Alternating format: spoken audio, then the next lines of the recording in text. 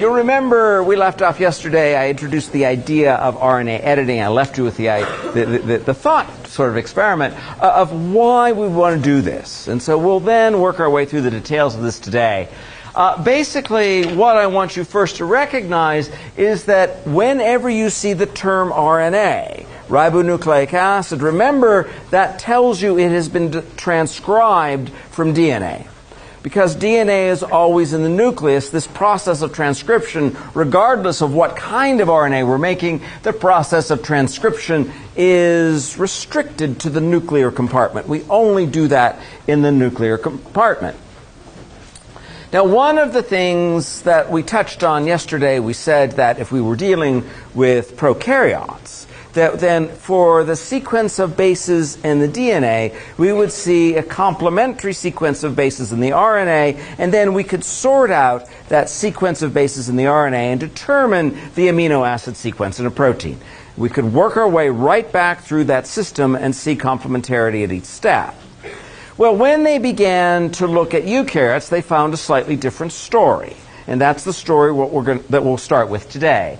And that is that there are nuclear enzymes, there are specialized enzymes in the nucleus that have the capacity to cut and splice RNA.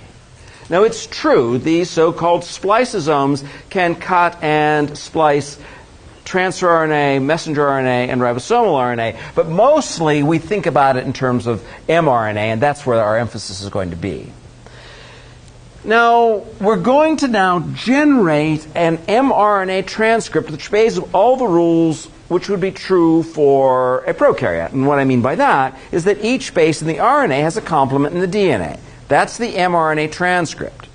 But then the eukaryotes do something different with it. They edit it. And they use these enzymes to cut and splice the mRNA transcript to make an edited mRNA transcript.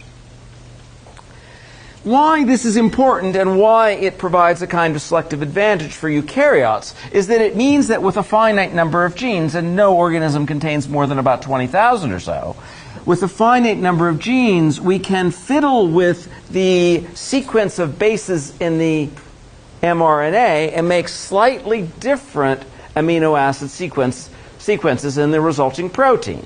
So now we have one gene, but from the one gene, we can make several closely related proteins.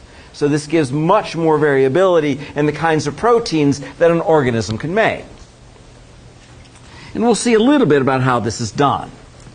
Now, once we have generated the mRNA transcript and edited the mRNA transcript and generated the transfer RNA and ribosomal RNA, all from reading off of the DNA strand, once we've done that, those molecules are then shipped out from the nucleus and into the cytoplasm. Because when we go to the next step of the central dogma, and the next step of the central dogma is translation, the next step now is to use the information in the mRNA to make protein.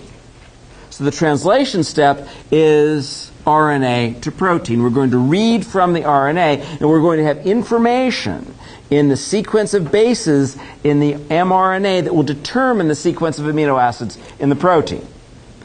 To do this step, to go from RNA to protein, we need three characters. We probably need a fourth too. We're going to skip over. We need transfer RNA, ribosomal RNA, and messenger RNA.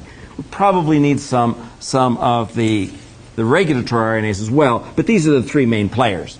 And we can tell the story from these three. So again, all three RNA types, transfer, ribosomal, and messenger, will be exported from the nucleus into the cytoplasm. Then in the cytoplasm, we're going to use a combination of these to make protein. There's a concept that we have to have before we can understand that, though. And that concept is the concept of the codon.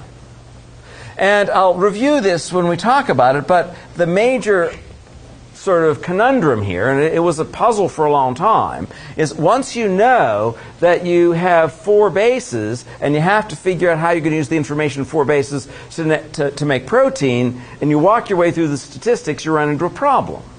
And what I mean by that is if there are four bases, each base encoding for amino acid, you only have four amino acids. We know there are 20. That won't work. Well, the next bright idea is, well, let's take 2. And let's say it takes 2 bases, but we can put them in any order. Well, if you do the statistics of how you can do any order of 2 bases, you come up with 16. There are 20 amino acids. It's still not enough. Well, the next step is 3, and that's what we use. We use a sequence of 3 bases in the RNA will be a codon. And a set of 3 bases will encode for a particular amino acid. But if you do those numbers, you do 3 in the permutations, you come up with 64. If you have 64 amino acids possibilities, but you still only have 20 amino acids, you now begin to see there's a lot of redundancy. And this is called the degeneracy of the genetic code. It's not a big deal. We'll see how this happens. It simply means that for many amino acids, there are a number of codons that you can use for a particular amino acid. But importantly, there is one codon I'll ask you to remember. The rest of them I won't ask you to memorize. But there's one I want you to know. It's called the AUG codon, and it's the AUG codon which has another name. It's called the start codon. It turns out that the AUG always is going to encode for methionine. But it's important in this context because it says begin here. As we saw yesterday with promoters, you have this problem of having a continuous string of letters which you have to make sense of. The way we make sense of the continuous set of letters in mRNA is we have a start codon, a set of 3 that says begin here. Begin reading sequentially along the mRNA 3 bases at a time, and then determine 3 bases at a time which amino acid you're going to link to the next. And we'll see how that gets done. So we start with this start codon, and that's said to set the reading frame, and we'll see what that means. Then this start codon is important because it allows for the small ribosomal subunit to come along, associate with the mRNA, read to the start codon, come to there, and then recruit the large subunit.